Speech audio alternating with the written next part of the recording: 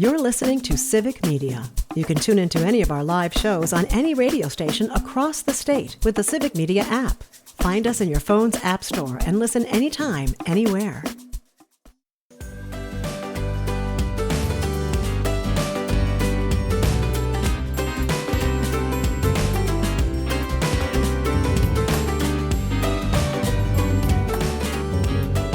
Live across Wisconsin on Civic Media.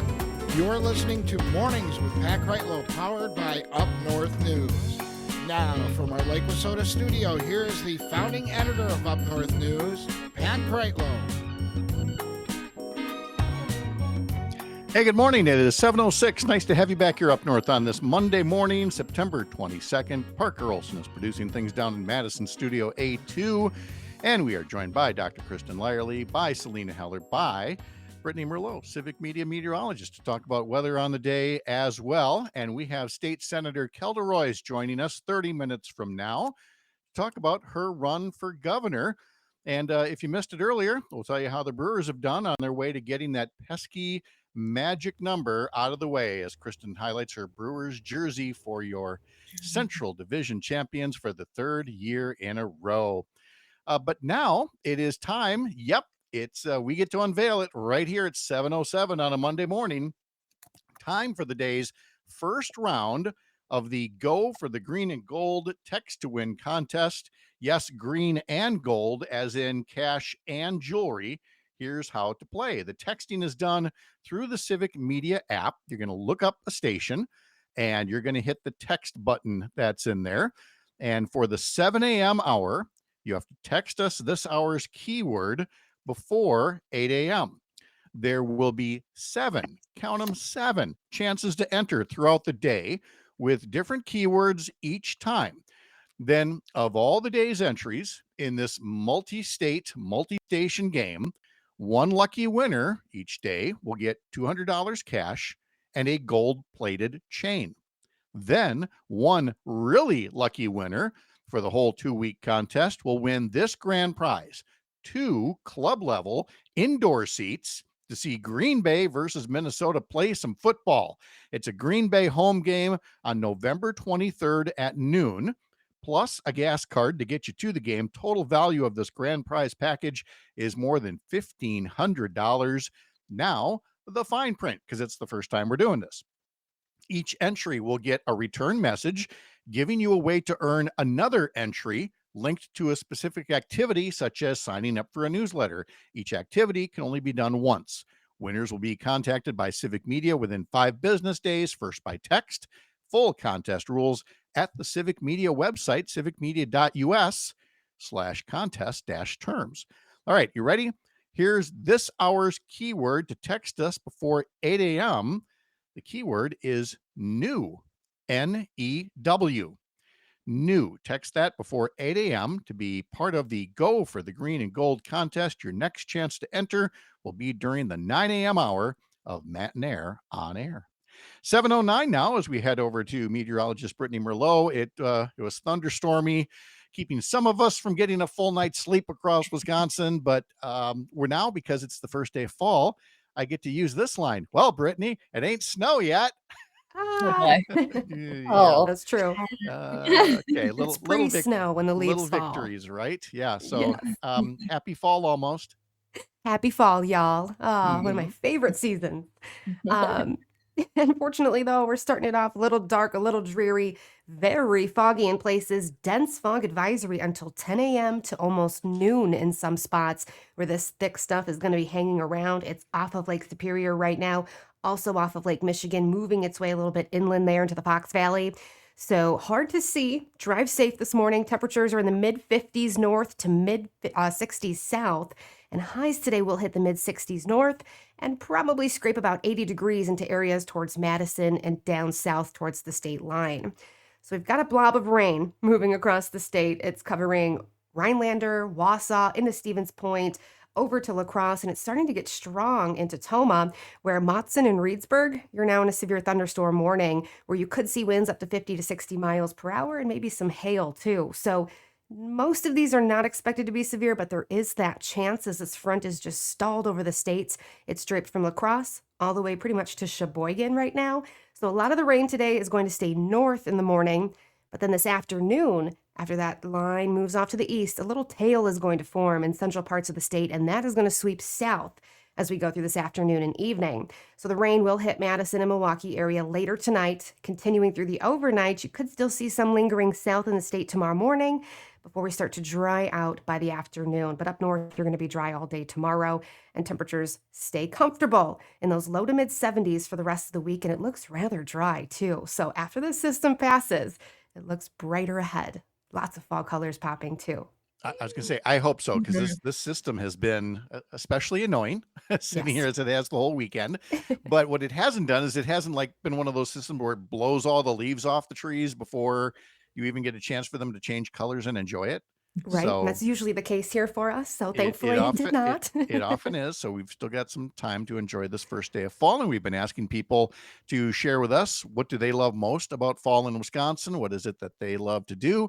So again, you can text that through the Civic Media app, or you can put comments on our Facebook and YouTube pages as well. Brittany, thank you very much. Appreciate Thank it. you. All right.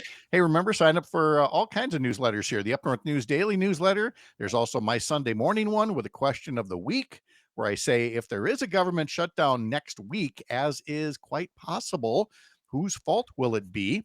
And Civic Media has a new daily newsletter as well, Civic Media Today. Head over to substack.com, civicmediatoday.substack.com to learn more. Oh, I let Brittany go before saying good morning from Tigerton from Rob. Cloudy, light rain, 58 degrees over the weekend. Tigerton had 2 inches of rain and some really loud thunderstorms. The first thunderstorms since August 16th, when the old Crossroads bar in Tigerton burned down. He said yesterday he watched the NFL Today 50th anniversary show, which included original host Brent Musburger and the current NFL Today cast dressed up in the fashions of 1975. Any of you watch that at all? No. I saw. Did you see it, Parker? I saw clips of it afterwards, and I was really upset that I didn't watch it. Yeah, Aw. Seemed I did very not know fun. that it was coming. No. The old sets, the old graphics, and yeah, they had like they pasted on like the cheesy 70s mustaches and things that they JJ wore. Watt killed it. Him and Ian Yeah, Eagle looked awesome. except yeah, I mean, he was cracking himself up with how 70s he looked. Oh yeah. But it was Nice. it was pretty fun. Let's see what else. And of course, Rob says happy fall, y'all, from him as Aw. well. And Alicia says Mm. it's raining here in Shawano. So Mm. we've just got that kind of a day out there today. Again, Kelda Roys is coming up in the next half hour here. I was also going to say in our Up North News daily newsletter, there's an article in there today about Wisconsin businesses that employ the disabled and make them a good chunk of the workforce. And Salina, that kind of Yeah. independence is especially, well, it's wonderful compared to generations back when people used to just be, institutionalized or That's true. forgotten. And now there's this feeling that, we're about to see a new generation of, Donald Trump's disposable people.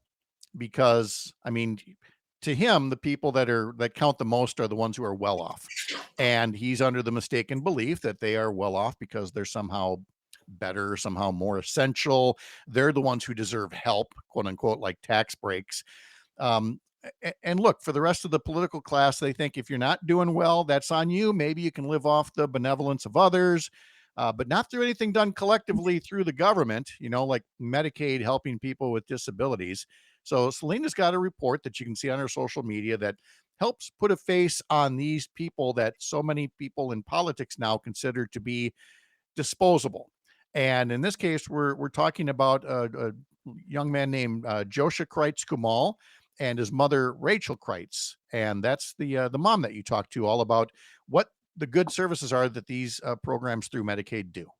Yes, we talked for a very long time. She was so passionate. She just she pulled off over the pulled to the side of the road, and she was in her car, and we chatted for a long time. She was on her way back from something. So she says her son Josha could be the face of Medicaid, because by the age of 15, he had completed 14,000 hours of autism intervention services, like therapy, and that was paid for by Medicaid to help him in his challenges. And she says she feels the Trump administration has considered disabled people expendable. And here is Rachel Kreitz from Milwaukee. We understand that the perception is that my son's life is not of the same value that anybody else's life is. And honestly, cutting Medicaid and devaluing that program has, in a very immediate way, demonstrated that lack of respect and value for the lives of people with disabilities. If I sound a little harsh in judging how people who favor these budget cuts view people with disabilities, you can understand. It's kind of rooted in the repeal and replace category. You say you want to repeal something that's costing money you don't want to spend, but there's nothing to really replace it with. And in this case, Salina, what's being repealed is that dignity and sense of independence through the ability to work a job. Whoop, looks like we might have lost Salina there. I think so. And maybe. Salina Let's- is frozen, so I'll oh, just you're jump right. in and say, you're right. Okay, let's hear more. Let's hear more from Rachel Kreitz. My son, on the other hand, and people with disabilities more generally, are just like you and me. My son wants to work.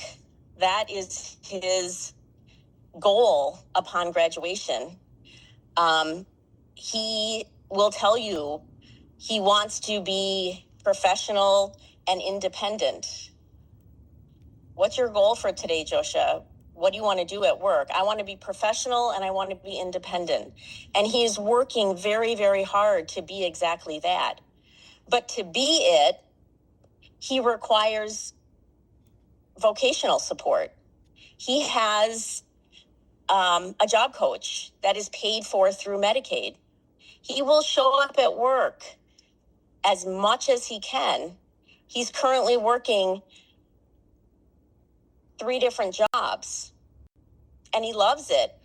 But if his Medicaid funding is decreased and his job coach doesn't have the funding to work with him, then my son's hours at work will be cut. And if the funding drops down too low and my son loses his job coach, he won't be able to work. And Kristen, it's not just that Joshua won't be able to work, but chances are he'll need some kind of home health care that he would otherwise be getting through other services, which is going to take parents or other family members out of the workforce as well. Again, short-sighted doesn't nearly begin to explain these Medicaid cuts. As a society, we have to decide whether we are going to invest in people, regardless of what our challenges are, or if we're going to divest and institutionalize and isolate these folks who have so much to share. And you can hear this mom advocating for her child. And it is true. There are so many of these folks who just don't have a voice, including, hey, I hear you out there, Rob. I know you want to speak up because we've had this conversation. So I really want to encourage disability advocates to use your voices, because this is the time. If you're living with a disability, if you need help, we need your voices to help people understand what's at stake here. That is Dr. Kristen Lyerly. She's going to hang around for our interview with State Senator Kelda Roys, candidate for governor, coming up just about 15 minutes from now. And then we'll talk to John and Gordy from our civic media station in Madison in our next hour as well. Jimmie Kaska will give us a little bit of sports, and Jane Matnair will tell us what's coming up on her program from 9 to 11. That's all ahead. Live from the lake, I'm Pat Kreitlow. This is the Civic Media Radio Network.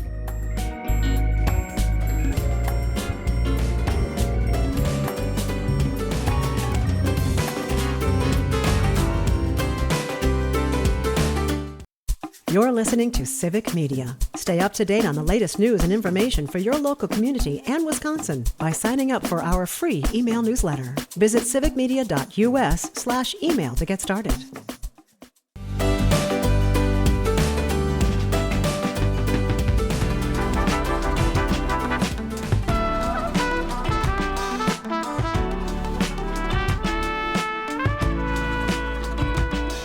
Welcome back on this Monday morning, September 22nd, 2025. Dr. Kristen Lyerly is here. Up North News reporter Salina Heller is back with us now after that internet hiccup. And before she was so rudely interrupted by technology, we were talking about her interview with Rachel Kreitz and her son, Josha, who has autism, and thanks to more than 10,000 hours of therapy and all kinds of vocational training and other things through Medicaid, he's able to hold down jobs. But that's the kind of independence that could be lost with these coming cuts from Medicaid. And by the way, it's worth saying again, people going, well, I haven't seen any cuts in Medicaid. No, you haven't. The cuts are timed to arrive after next year's midterm, but they've been passed. These things are coming unless things change. And so when you talked to Rachel about this, she definitely has the right perspective on the funding that helps her son, Josha. It's being taken away from people who benefit greatly from it, gives it to people who don't need it, and leaves no replacement for those who would otherwise be in institutions, or maybe it takes other family members out of, their jobs because now they have to care for these people. Right. And Rachel's right to sound a little alarmed about this. Well, right. She says, it doesn't make any sense. How does this even make sense? And she tries to explain it to Josha. He's 22, and he can't wrap his head around, of course, his help being taken away from him potentially. And I mean, there are 2 million people, autistic people in this country, who benefit from Medicaid. And so there are a lot of families who will be left to kind of fill in all of those gaps if this really comes to fruition. And she says, just Medicaid is a lifeline. It's essential to their daily lives. And so this is more of what Rachel had to say. It's not an agenda that supports people, millions of people who need and deserve the support. And instead, it hands over critical funding to people who don't need a job coach and don't need transportation services and can live on their own and maybe have 5 houses already of their own. My son just wants the chance to have a roommate and at some point move out with his supports. And that's what is potentially being taken away from him. When you cut the funding, you take those opportunities away. And again, before we funded this stuff, historically, people lived in, they had, very different life. People with disabilities lived in institutions. I hope that is not where this country is taking us back to, but I fear that if the cuts are implemented, that over time, that is exactly where this is leading us. And that's a very, back to the beginning of the conversation, how do you feel? We feel scared. We feel scared about what this says about our future and other people's futures. And Salina, Kristen, folks are already reacting to that. From Colleen, she says, my sister is one of these people on Medicaid services and work programs, receives family care support with Lakeland. I worry that more employers are scaling back already. She says companies are already planning and scaling down. Tony says hospitals are definitely setting budgets to these cuts as well. And so impacts are starting to be felt. And, Kristen, from a political standpoint, from what I said earlier, like these cuts are going to come in, after the midterms. And so people might be thinking, oh, well, then there's still time to, pull them back. No, these plans are already being made. There will still be an impact of some sort or another on people. Absolutely. These plans are being made. And I think they thought they were clever by waiting until after the midterms before the real hammer fell. But hospitals have to make budgets and they have to plan in advance. So that's why, to Tony's point, they're already starting to make those cuts. They're already starting to think about the future, and they're already starting to think about how they're going to live without that federal money. When you hear about rural hospitals, for example, and the money that they put back into rural hospitals, it's a third of what they would have otherwise invested in rural hospitals that are already struggling. So things are about to get really scary, and we are going to need to support each other, help each other out, and speak up for each other, our most vulnerable community members, and that is especially the disability community. Is that pretty much, Salina, where Rachel left things with you? Is just, she's speaking out and urging other people to do the same? Exactly, and she says, she does that in her community and with other parents who are in positions like hers. They contact their legislators all of the time, and she said, there's still an opportunity, and you still have to keep working. And she does that. She's pretty a big advocate for her son, of course, and for others because she knows how it is to be in similar shoes. Mm-hmm. That again from Salina Heller, and you can see her video report on that on Up North News social media feeds. Kristen, you were in St. Louis. We talked earlier about the American College of OBGYNs, ACOG, but you also managed to take in a Brewers game since they were in St. Louis, and you just happened to be at the one game of the series where they did really well. What is it about the Cardinals and the Brewers? Or is it just that I have PTSD from 1982? From 1982. It's just a holdover. Yes. Yeah. Yeah, I mean, that game went into extra innings. So they played 3 games. They got crushed in the first game. The second game went into extra innings, which was like a brilliant end. And then yesterday they lost too. Come on, guys, you got this. But they did clinch the division. So They we got that going for us, which is nice. Again, Salina's report you can see on Up North News social media feeds, and Kristen has the Dr. Kristen Lyerly Show Saturdays and Sundays at 3:00 on 98.3 and 96.5 in the Oshkosh Appleton areas, and Sunday mornings at 9 a.m. on 97.9 and 1590 a.m. in the Green Bay areas. Kristen's going to hang around and help me here talk to Senator Kelda Roys, candidate for governor. Salina, you have a great day. We'll talk to you a little bit later on. Thank you. Sounds good. You too. All right. So much more ahead here. I'm Pat Kreitlow. This is the Civic Media Radio Network.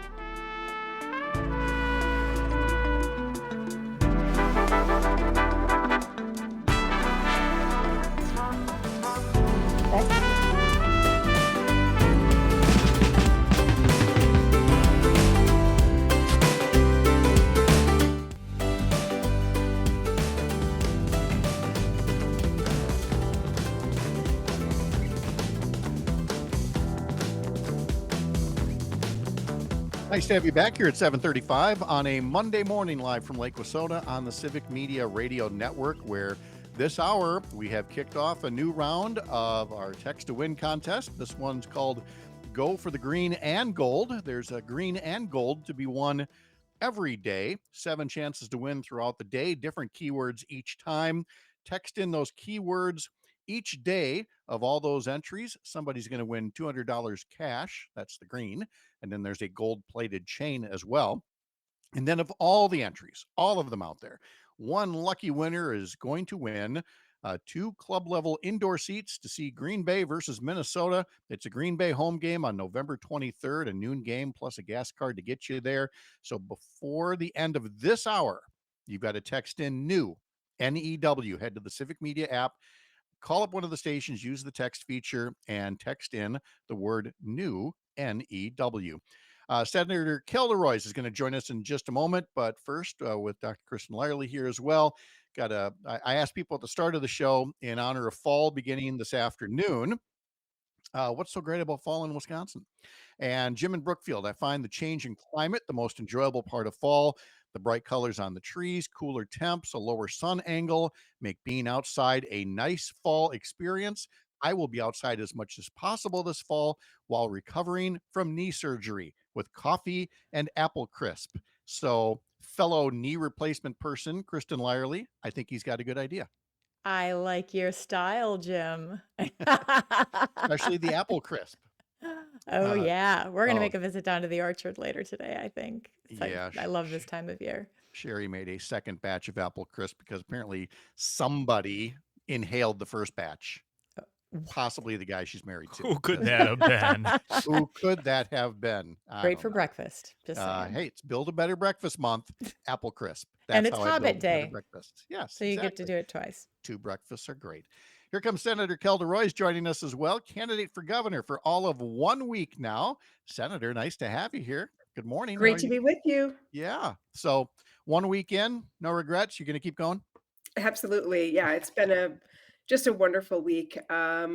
the response has been overwhelming, and I think people are really excited about the possibilities of what we can build in Wisconsin. Yeah. Now, I mean, obviously, we've had you on several times talking about legislative experience and some of the important issues that are out there. So, and even since your announcement, the candidate field has grown even larger. So, I wanted to start off by asking something I'm sure you've thought about, knowing there were going to be multiple candidates in the race. What is it about you that's going to set you apart that when this primary is held in August of next year, what are voters ultimately going to see in you that's going to make you the Democratic nominee next year? We know that when voters are looking at who they want to be their governor, experience really, really matters. And at this point in Wisconsin's history, it matters even more. And that's because in 2026, we are very likely going to have a really narrow window to make big changes in our state, to really recommit to public education and funding our university and early childhood, to addressing the economic harms that have been visited on working people in the middle class, to make healthcare affordable and accessible. But if we're going to do that, we're going to have a very narrow legislative majority, or maybe we'll have a split legislature. We have to have a governor who knows how to get things done in that difficult legislative environment and is ready to go on day one.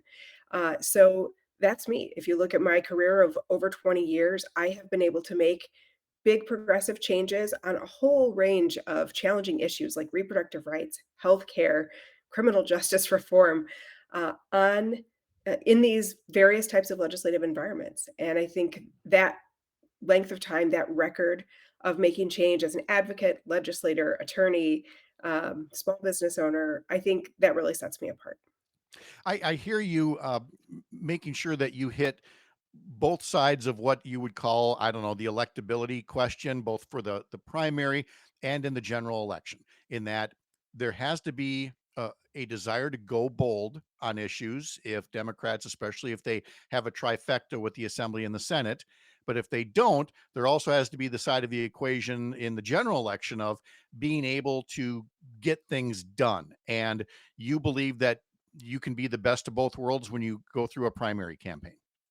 Absolutely. And I think, if you look at the different types of work that I have done, as an attorney, small business owner, and as a legislative leader, for about 10 years, you can see that, um, I have been able to work across the aisle, on important issues like expanding access to healthcare, and helping nurse practitioners be more available for folks in rural and urban communities.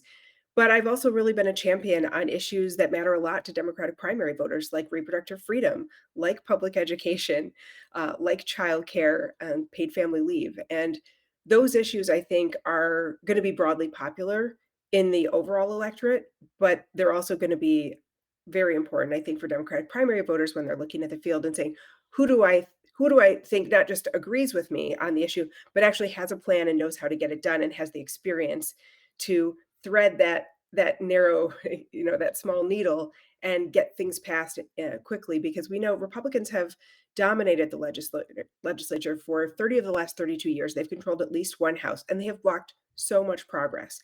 So when we have a narrow window, whether it's a Republican assembly, but only by a seat or two, or a Democratic assembly only by a seat or two, we need a governor that can effectively herd that legislature and get things done. You are in Madison, where people are engaged. They're paying attention. They kind of like talking about politics. I'm in Green Bay, where people are exhausted and they tend to be a little bit more connected to just putting food on their table and some of the basic economic issues.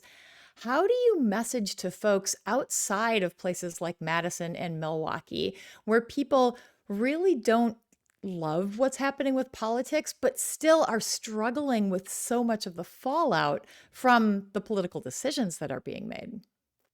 Yeah, I think it's really important to connect those dots for people, about why working people have been working harder than ever. We're more productive, and yet it's getting harder and harder to make ends meet. And that's not just because of rising prices; it's also because wages have been really, really stagnant. Wisconsin's minimum wage is still 7.25 an hour. It hasn't been raised in my adult life. And that is so unacceptable. And you can see how worker power has diminished over time. And so helping people sort of see that um, the fact that they are struggling or they're not living and thriving in the way that they should be, given how hard they're working, and that it's not your fault. It is the system by design to try to make the wealthiest even wealthier. And I'm talking about billionaires and big corporations who are not paying their fair share. And that's, by the way, also why your kid's school is being defunded and you're having to constantly vote to raise your own property taxes to keep the lights on. So when I'm traveling around the state, and this is not new for me, I mean, I have spent my career working to build democratic power, working to make change. After law school, I was the head of a statewide reproductive rights organization, and I traveled around the state and talked about really challenging personal issues, right? Abortion rights, sex education, reproduction, with people. And I just think if you sit down and listen to people and truly hear them, you can build connections, even with people who might initially disagree or be disengaged. And I think that political work is really, really important. And that's what I have spent my life doing. You know, I'm not someone who sits in a Madison bubble. I have always traveled around the state. I have knocked doors in probably, most of the Senate districts in the state. I have helped to flip the Supreme Court, not by focusing on Madison and on Dane County, but by traveling around the state to these swing areas that I knew it was going to be really important. And I think that commitment to really being a governor for the entire state of Wisconsin is important.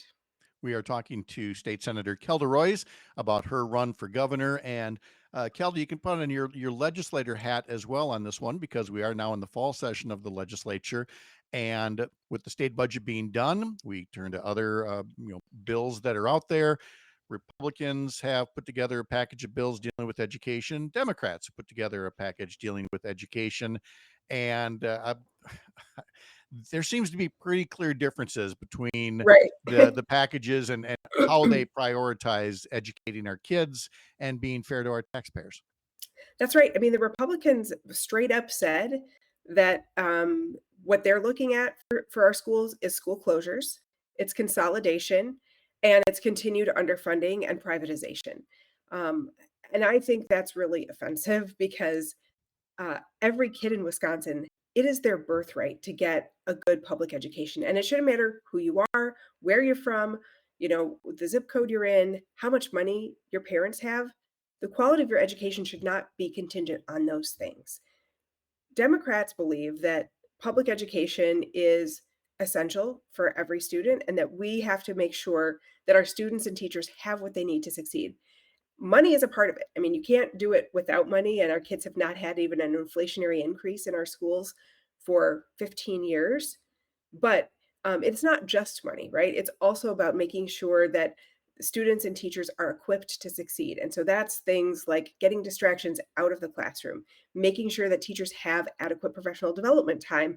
We don't expect firefighters and police officers to buy their own equipment.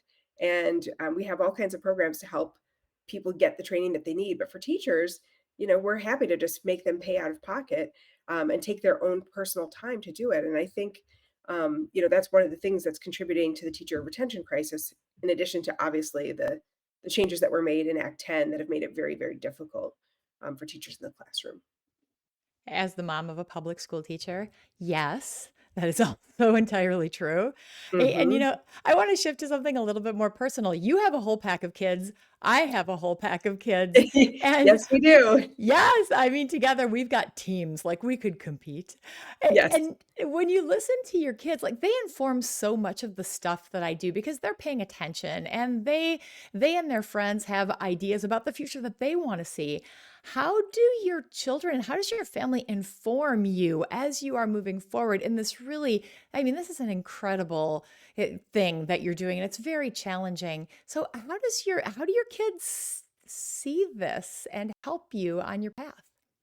Well, I'm just really lucky because my kids are very supportive. I have two young adult stepdaughters that have been in my life and have helped to raise since they were 4 and 7. And one recently graduated from college and is interested in environmental science and research. So she and I talk a lot about all different kinds of political issues, and she helps me keep my finger on the pulse of what's happening in college campuses and how to engage young people. And then my oldest stepdaughter is actually an ICU nurse. And so we talk a lot about obviously healthcare and what it's like for that healthcare workforce.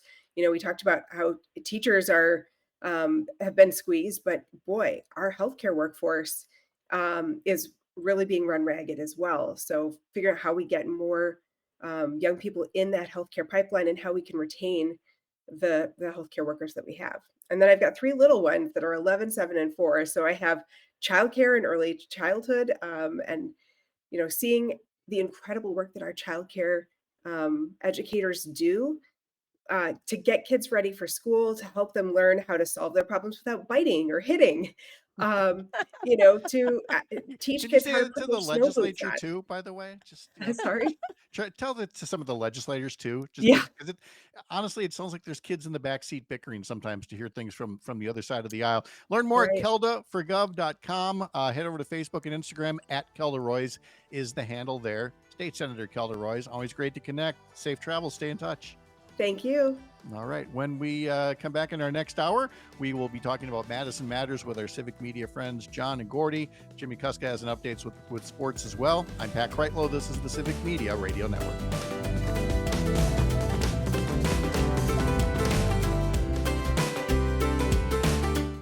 You're listening to Civic Media. Find the latest news, information, and archives of all your favorite shows on the Civic Media website, civicmedia.us.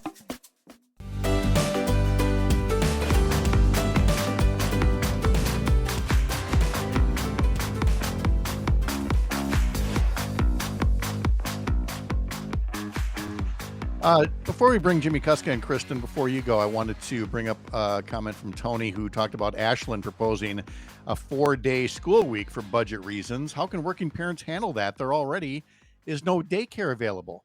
And now you're cutting school years or school weeks down to 4 days a week. And again, it's not just Kelda, it's a message that we hear over and over and over again, that when you're not supporting education or when you're not supporting Medicaid, as we were talking about earlier this hour, I mean, there's just, for a bunch of people that talk about business, there's no return on investment for these kinds of cuts. I can't imagine what it would be like to be a kid going to school for longer days, 4 days a week with all of the things that they're doing and their extracurricular activities. And, especially as you get older and you're trying to cram in all that other stuff in the evening, that doesn't sound awesome to me. But hey, I think it is important to think of it in a holistic way from a community perspective, considering all of the resources that you've got and what you need to buffer. Yeah. Mhm. So the news sometimes feels glum, and so we like to sometimes lift the load by thinking of something light and fun, like sports. Anyway, the Packers lost, the Badgers lost, the Brewers lost. Here's Jimmie Kaska with more. Thanks, Jimmy. Yeah, Thanks for bringing the room down. You haven't even said a word yet, and I'm I already have depressed. not. The high school team I coach lost too, so There like you go. we're all just hurting right now. Okay, let me reset. Ladies and gentlemen, your Milwaukee Brewers for the third year in the row are Central Division champions. So we got that going for us. Yes, that is if you're looking for a silver lining this weekend, if you're rooting for all the Wisconsin sports, your silver lining is that the Brewers are indeed division champions. And once again, thank you. We've been thanking Jerry Jones, for Micah Parsons. Let's say thank you again to Craig Counsell for, in this case, getting swept by the Reds. The Cubs did, so that we could clinch the division yesterday, even after losing to St. Louis. So, Craigers, thank you. The other good news for the Brewers is that they're 3 games up for the best record in the NL and the number 1 seed. And that's important because that keeps them out of the wild card round. It keeps them at home more often than not, depending on how far they advance to the playoffs. So there's other good news too to come out of just the Brewers. And it's funny because usually by the time we hit mid to late September, we've forgotten about the Brewers in the past anyway, and we're already on to hey, the Packers just had their right tackles as their second string tackle and take over that spot. That would be the big debate today. But no, we're talking Brewers because they are by far the best thing going. And that's to say that the Packers aren't, doing well. Obviously, 2-1, good start, 2 wins to start the year, things like that. But the Brewers sure are a bright spot for us right now. Yes, they are. And don't sugarcoat the Packers thing at all. Yeah, 2-1's a good start. Yeah, but that one loss, that was a stinkeroo. It was a boring game to watch, but that's also a credit to the defenses on both teams.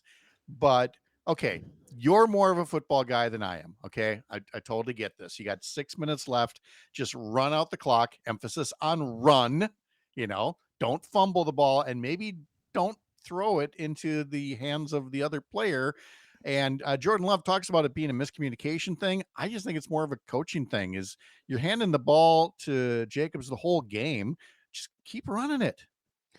Yeah, I think, when we look at the end of the game, there's going to be a lot of things we can second guess. There's a Oh, lot yeah, of happy special to. team stuff. There's a lot of things you can point to. It's one that definitely got away. You could tell because when our very own Mike Clement sends us the post game audio, he's sending us files that say bleeped or edited because the players are so mad. So like half the files we get, there's some kind of swearing in it. So Oh, dear. players, Yeah. Micah Parker loves Parsons that and when we others, they send were him all stuff very going, frustrated. hey, bleep this for us, please, Parker. He Oh loves yeah, that. it's a great time. You need to go all the way back through everything and going. Yep. The best part about that, though, nowadays compared to when we were growing up, it was, they'd either beep it, there'd be a bleep, or they just bring the sound down so that you didn't hear the word. And the thing I like now is we'll just put sound effects over it. You'll hear a cow move, or you'll hear a cartoon anvil crack, whatever, just to say, yeah, that's a word we can't say. And that is what has been happening this week. But again, it's just a week. Brewers are already heading to San Diego. They've left St. Louis. They will be taking on the Padres tonight. 8:05 is the start time on civic media stations around the state. 3 games in San Diego, day off Thursday, and then a 3-game homestand next weekend against Cincinnati.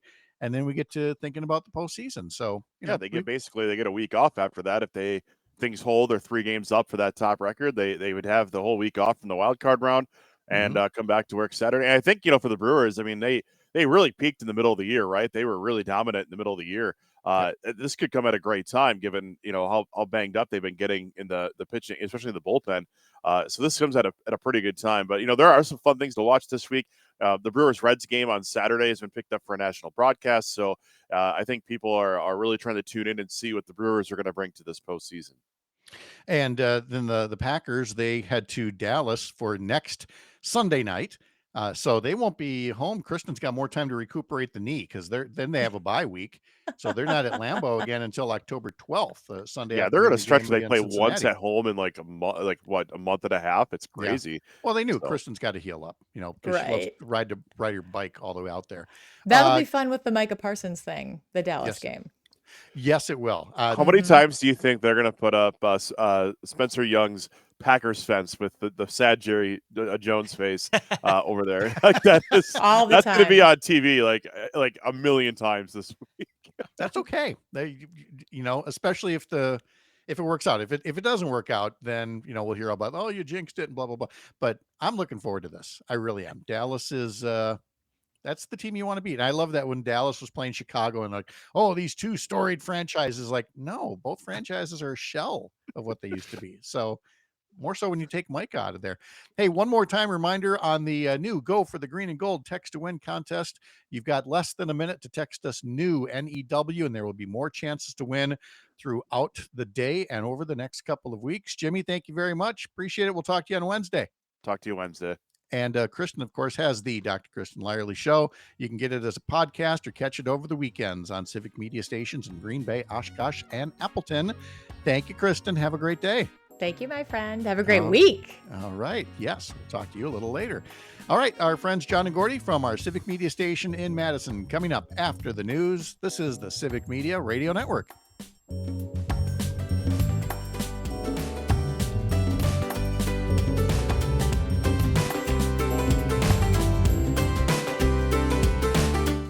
The national news cycle never stops, but it can be hard to find news about your local community. Civic Media is dedicated to providing quality local and state news coverage across Wisconsin. With the Civic Media app, you can get notifications about local stories that matter to you and your community. Find the free Civic Media app in your phone's app store and choose notifications from the menu to tell us what kind of news you want to hear about.